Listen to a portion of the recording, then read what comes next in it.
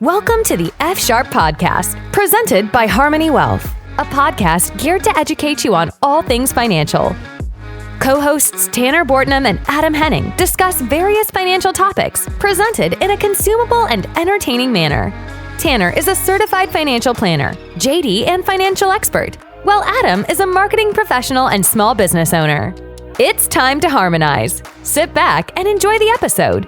Your future self will thank you. Welcome to episode 38 of the Financially Sharp Podcast, presented by Harmoney Wealth, a podcast geared towards making you more financially literate. I'm Adam Henning, joined as always with Tanner Bortnem. I'm a small business owner. Tanner is our certified financial planner, JD, wealth manager, and industry expert. Welcome, Tanner. Hey, Second what's up, episode of video. That's right. I'm taller than you in real life, but I'm And also taller. and in this one. And I feel big. Yep. Yes. Yep. And I got rid of my bad clashing with the red jersey and the purple background. So hopefully this is a little easier to watch. Sure. Today, in this episode, we're going to talk about 529 plans. I believe we mentioned this maybe in a previous episode a couple years ago, but recent changes to a 529 plan. That's the reason why we're going to talk about it today. So We'll just dive right in. Jump, dive, merge those two. Great new word. So, That's all good. What's changed? Well, let's start with kind of the old and go over that real quick, because I know you'd mentioned we'd done a previous episode on it before. So what a 529 plan is it's a educational savings plan, and it's where people can put in money for their kids, grandkids, and create this educational savings account that has some tax benefits for it. There's limitations on how much you can put in. And under the old plan, and I guess still the new plan, but it's designed to pay for qualified educational expenses. And the benefit of it is that you can put money in and it grows tax-free. And then any of the contributions and the growth, as long as they're used for qualified educational expenses, and there's a list of those, what qualifies for that. But as long as it's used for that, then any of the growth is tax-free, and it's a good way to help save and earn some money on that savings, and then use it for your kids or your grandkids' future college expenses. So that's what the 529 plan is, and then as you mentioned, here at the end of 2023, when Congress passed the Secure Act 2.0, there's a litany of things that were changed, but one of which is some of the rules in regards to the 529 plan. And so today we just want to go over that, what the new kind of changes are, and then maybe some planning strategies for people if they are in this, if they can utilize it, because it definitely made it a lot more advantageous, in my opinion, than what the old way was. So why weren't you a fan of it before? So again, kind of just giving a little history on it. The old rules, I laid those out, and it's for qualified educational expenses. So if you saved $10,000, had some growth on it, and your kid goes to college and uses all of that for tuition, no problem, right? The problem came up would be if there was extra money in there, or if your kid got a full ride, well, thus they wouldn't need it. So basically, anytime that there ended up being extra money that was unused. Now you can change beneficiaries, and you can switch it to a different kid. But eventually, like, what if all of your kids get, or what if you only have one kid, or there's a potential for money to be in there at the end that can't be used for a qualified educational expense. And what the penalty was is if you don't use some of that money for a qualified educational expense, there's a 10% penalty on the growth. So, not your contributions, nothing like that, just on the growth. Is that a huge burden? No, because again, it's just on the growth and it's 10%. But at the same time, we don't want to pay penalties if we don't have to. And so my previous strategy for clients was, let's do a Roth IRA and contribute money to a Roth IRA, because you can take funds out of that for exactly the same thing, qualified educational expenses. But if the kid didn't utilize all of it, well, there you go. Now you saved up some money towards a Roth IRA and towards your retirement. So that was the old strategy I used, was the Roth IRA. And then if we wanted to save more than that, then we would, do the Roth first and then go to a 529.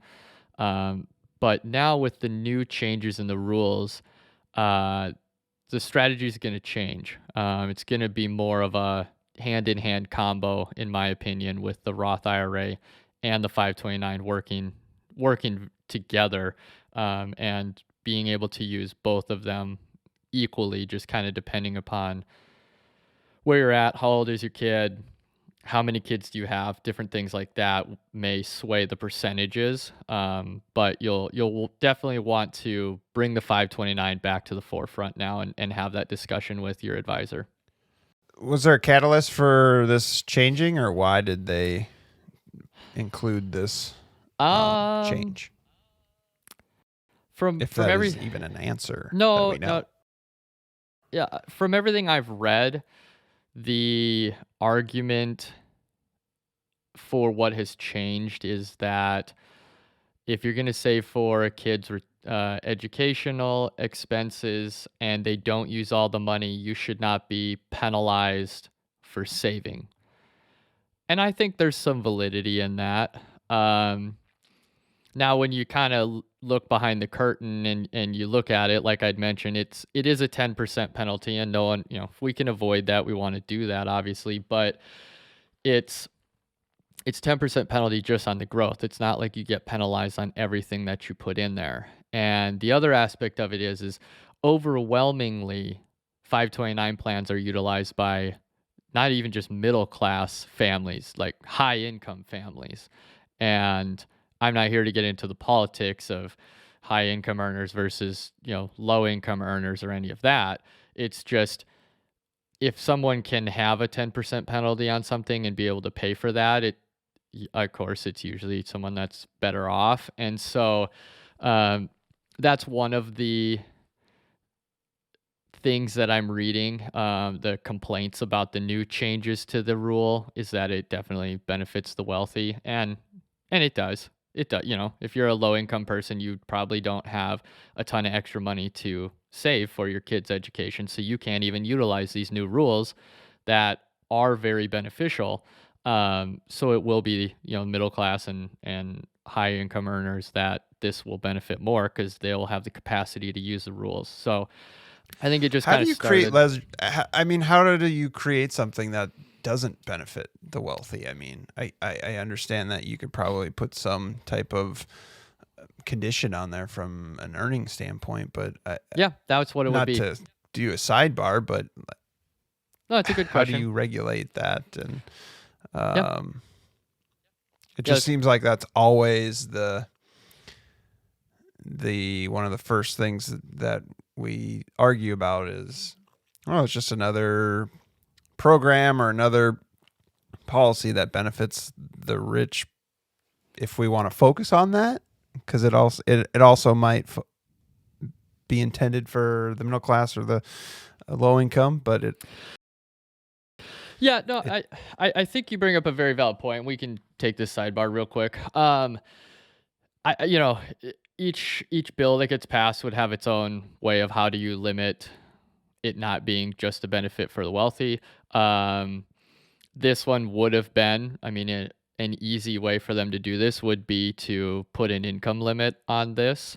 Similar to what they do for a Roth IRA. If you make too much money in any given year, you can't contribute to a Roth IRA. So they cap out the wealthy. They don't allow them to do that. They could have done that here and they didn't. But the flip side, and again, I'm not here to say what they did is right or wrong. I'm just here to say this is what people are complaining about. On one side, to flip it around and play devil's advocate to the argument I've previously said that it's for the wealthy, is wealthy kids aren't going to get grants because their parents make too much money. So if you're a low income family, you have a much higher probability of your kid getting a grant or free money from the government to go to college. And so the flip side argument of this is that, well, this is a way that the parents can try to save for their kids and get a little bit of a tax benefit, because even though this is a good savings vehicle for them, it still is not free money from the government. This will never match someone getting a grant. That's 100% just free money from the government. So there is a flip side, obviously, to everything. And it's really just what side of the coin are you going to focus on, or are you on? Because we as a society only focus on what affects us, right? If you're a high income earner, you're going to focus on why this benefits or burdens you. If you're a low income earner, you're going to be like, why does this benefit or burden you, right? So we don't do a good job as society as a whole of looking at the entire picture and being objective and being like, well, yeah, this isn't a benefit to me, but I understand why it's there because I get benefits from a different area or whatnot. So that's how they could have done it. And like I said, we're not here to talk about whether it's good, bad for policy standpoint. That'd be a political show, and we try to avoid that. Yeah. So from a timing standpoint, is this grandfathered in if you've been contributing for the last 10 years? Do these new rules apply, or is it from when it was passed on? Or yeah, great question. How does that work from a timing standpoint? Yep, great question. So that's all I have, Tanner. It's great questions. Good. Well, keep them coming. Sarcasm. So it is grandfathered in. Anybody who has a 529 plan in place, these new rules will apply to your 529 plan. You will have these new options available to you. Now, with that being said, the new options are not available until 2024. So don't do anything now. If you're listening to this, you have all year to plan. We're going to go over the new rules and the new potentials for you. But don't do anything this year. I mean, other than get prepared to implement or take advantage of the new rules next year, because you can't do it this year. You have to. It starts next year. The new rules and the benefits start in 2024. But yeah, if you've had a 529 plan in place for the last 15, 20 years, 8 years, doesn't matter. That all is perfectly fine, and you'll get to use the new rules next year. So I didn't know that from just a 10%, going back to the previous question would be, if we want to play out that scenario of just the growth. So say you have had an offspring that didn't go to college, and you had contributed $50,000 over however the length of time. So let's just say you've got 11:49 a.m. Alexa. It's 11:49 Did you a.m. hear that? All right. Yeah, that's all right. All right. Yep. Turn her I off. guess I said something. What did I say? Did I say Alexa? Nothing. It's fine. Let's say. Just I keep must going. have been mumbling, but so you've got $60,000 hypothetically. So from your standpoint, you can just take that 50 that was originally contributed, take that out clean, and then what would you do with the growth? Would you roll it over into an IRA and take that penalty, or what would that look like? Under the old rules? Yes. Yeah. Oh, yeah. Under the old rules, if you took it all out, your 50,000 that you put in, you contributed, you get out 50 grand. The extra 10 that's growth would have a 10% penalty. So you'd lose 1,000 of your 10,000 gain and get to keep 9,000 of it. So Sure. it still and then isn't now like a terrible with the new deal. rules. Yeah, with Sure. the new rules, it's significantly better. So let's just start kind of going over some of these. So with the new rules, again, this starts in 2024. Any unused money in a 529 plan, whether it's a contribution or earnings, can be rolled over into a Roth IRA for the kid, not for the parent or the grandparent, but for the kid, tax-free and penalty-free. So you can, to use your example, if parents put in 50 grand and it's worth 60 grand, that amount of money can now, well, actually that's a bad example because there are income limits on it. So let's back that down. If you put in $10,000 and it's grown to 15, you can roll that money over into a Roth IRA for your kid, and that 15 grand can continue growing tax-free for the remainder of that kid's life. Because Roth IRAs do not have RMDs, required minimum distribution, so you don't have to take any money out of that throughout your lifetime, and it gets to continue growing tax-free. The reason I had to switch that income, or not income, but that contribution limit is they did put some caps on this. It's not an unlimited amount. So some of the rules are, again, just kind of going over this. Any unused money in a 529 plan can be rolled over into a Roth IRA for the benefit of the kid. You can only do the contribution maximum per year. So 6,500 currently. If that goes up in the future, then you can move more than 6,500 per year, but currently it's 6,500 per year that you can move. So it's going to take some time to get, money moved over, because you're going to have to do it over several years. There is also currently a lifetime cap of 35,000.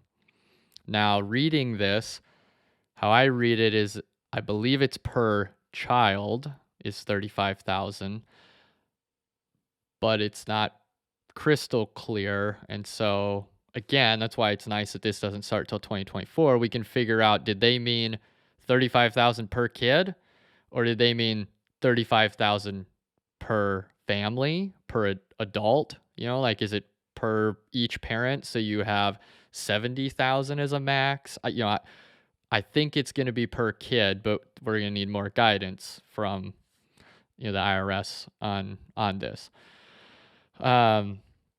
So just looking at that, if you do 6,500 per year, it's going to take you 10 years. Wait, that's terrible math. That's not right. 6,500. To get the max? Yeah, 35,000 Maybe is the max. 5 years? 5 years. I was off. 5.3 years. So it's going to take you 5.3 years roughly to move the funds over and hit that max. Now, again, the max might go up because they do index certain things for inflation. So maybe that goes up, maybe it doesn't. But some of the benefits, there are So no... is that Go ahead. the cap is to the IRA or the 529? To the IRA. You can put tons of money into a 529. Right. I was just like, Yep. It's how much can be moved. It's how much can be moved out of the 529 into a Roth. Some of the benefits, there are no income limitations. As I alluded to earlier, from an adult standpoint, if you make too much money, you don't get to contribute to a Roth IRA. They have income limitations on that. It doesn't matter. You could make $200 million in a year as the parent. You can still do this and take advantage of this for your kids. That part doesn't matter. Some of the other things, there are some time requirements that they're putting on it. So the 529 plan itself must have been open for at least 15 years before you can start doing these rollovers. So again, we'll get to the planning strategies, but just hitting on one real quick. if this is something you want to do, get on it while your kids are young. Start it as soon as you can. Just open the thing and put $100 in there. There's no requirement that the full 35,000 has to be in there at the beginning. It just needs to be open. Like, just open the thing and put a little bit of money in there and start that 15-year clock.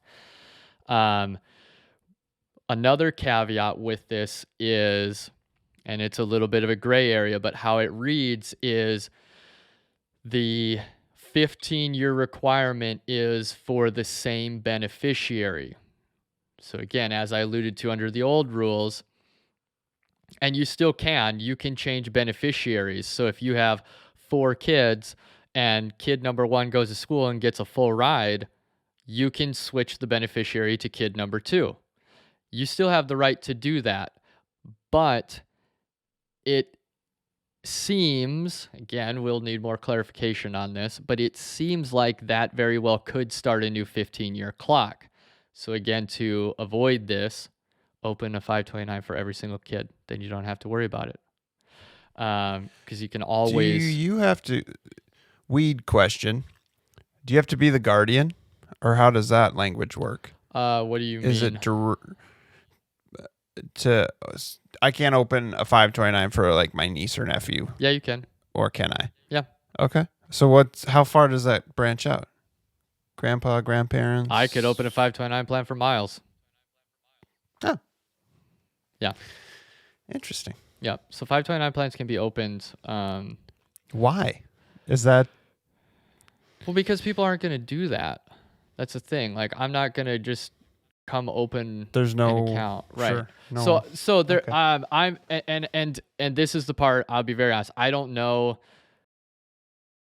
that level of the owner. You may have to be the owner of the 529 for Miles, or like your next of kin, something like that. Like your parents or Greta's parents might have to be. I don't know if I could be the owner of it, but I can contribute to one. If you guys set one up, I could put money in there for Miles. That's perfectly fine.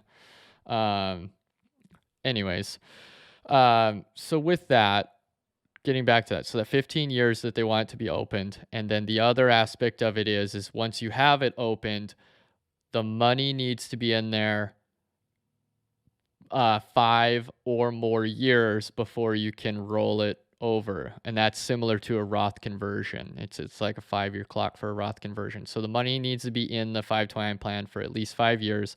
Then you can roll that and any earnings on that money over. So again, hypothetically, if you that amount, correct, and that the amount earnings, okay. Yes, and the earnings on that amount. So if you put in $5,000 10 years ago and another $5,000 2 years ago, you can only move over the first $5,000 and any growth on it. The second $5,000 contribution has to wait. It hasn't reached that 5-year clock yet. So they did put some restrictions on it, but it opened up the 529 plan to really be a amazing generational wealth creator. I'll cue that up because that's going to be our next podcast we go over is generational wealth creation and ideas for that. But this is one of them. I mean, this is, being able to put that money in there. So let's say, you get on this right away and you open a 529 plan for a kid as soon as they're born. Well, you'll hit your 15-year mark by the time they're 15. They haven't gone to college yet. You can, and 529s have changed. They added some things. So qualified educational expenses now is not just college. If they go to private school, like you can be taking money out of this thing for the educational side of things if they go to private school or, any qualified expenses throughout elementary, middle school, or high school as well. So it has benefit while they're young, but then you hit that 15-year mark and now you unlock this ability for any excess to be moved over into a Roth. And if you just start doing that for your kid and putting that money over there, I mean, you could get $35,000 into a Roth IRA for your kid at a pretty young age, and then they can just let it sit there and grow, or they can start adding to it once they get out of college or once they start working. But it's really going to give them a big head start over anyone who doesn't have this, and it's here. It's not even a loophole. This is I think we were talking about it the other day. This is not a loophole. Like there's the backdoor Roth IRA we've talked about before for higher income people to be able to get money into a Roth. Like this isn't even the back door. This is literally like the government just came in and smashed open the huge window that was right next to the front door and put in a big sliding glass door. It's like, here, just drive through this now. We'll make it easy. So why, I mean, some of these other more advanced techniques that I've had to use for some of my clients, this made it a lot easier for us, especially if you have kids. If you don't have kids, it's different. But this is something where we can be really helping kickstart that and jumpstart, a kid's savings for their retirement. Sure. Could be a kind of a reward to pass down if they, from a parental standpoint, to graduate. So yeah. Yeah. I mean, it's clear that we're a fan of this. You're a fan of this as a financial planner. So you talked about that start date, 2024. What can we do? I haven't started a 529, but based off of this conversation, Miles is almost 4. So probably get on that. So what can we do from a planning strategy standpoint to ready this if you're listening and you're in that, if this situation applies to you and you're ready to expand your family, or you have a family and kids and prepping for that stage of your life? Yeah. First, I always throw out there, I think you should get with your advisor, and hopefully your advisor knows enough about this. And if they don't, get a better advisor.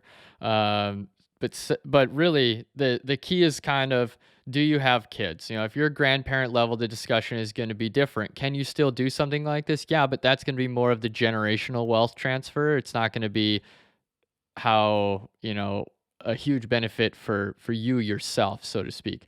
From a parental standpoint, if you have kids already, I would open a 529 plan as soon as you can. And like I said, throw $50 in there. Just start that 15-year clock, because if 15 years from now, life changed. That's a really long time. So who knows?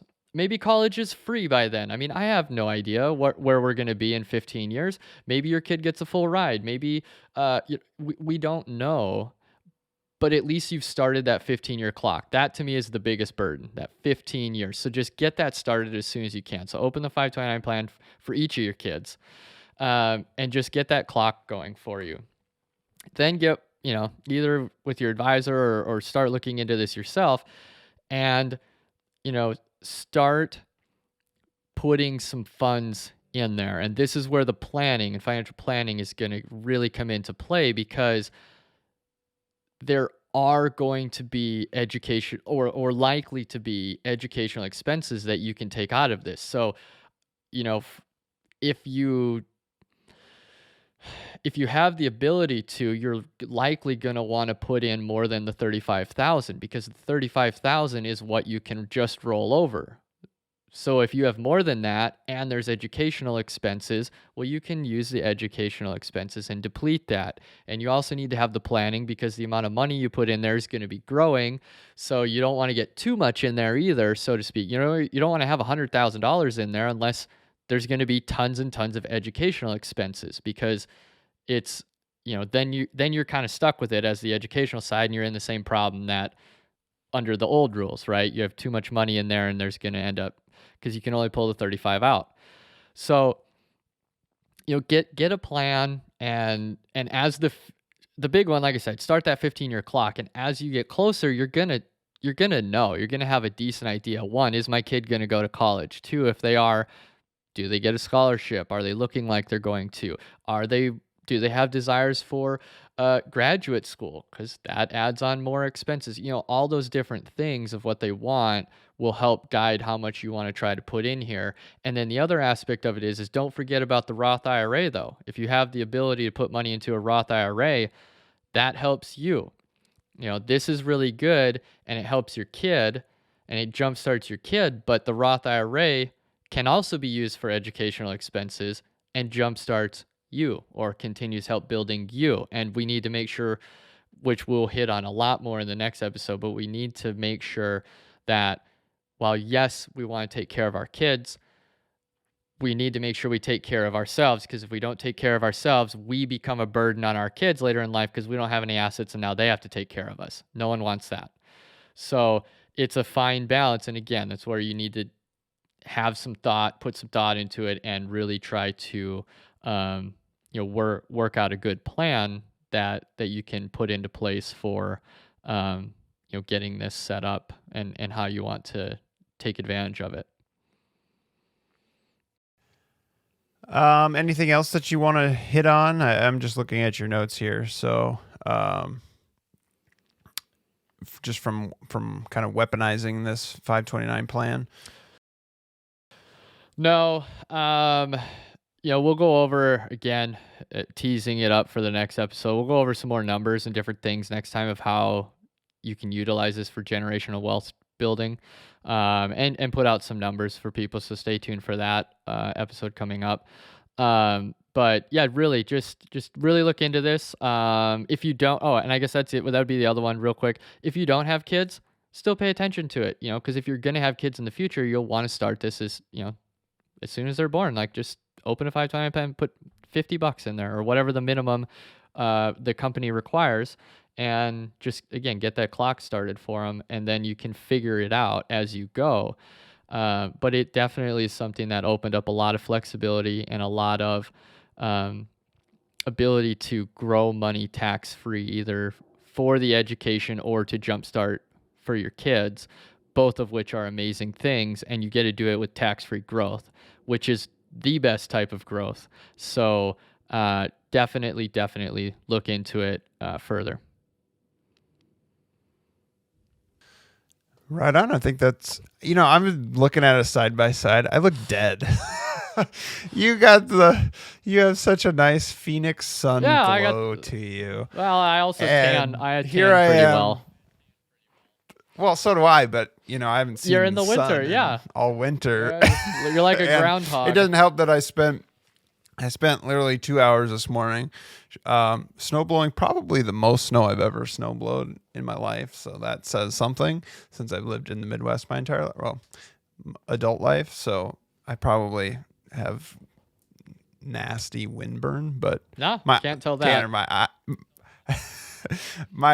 my eyelashes were like frozen shut when I was done. It was beautiful. Yeah. We got about, almost 2 feet of snow. Just remember, you choose to live there. I do.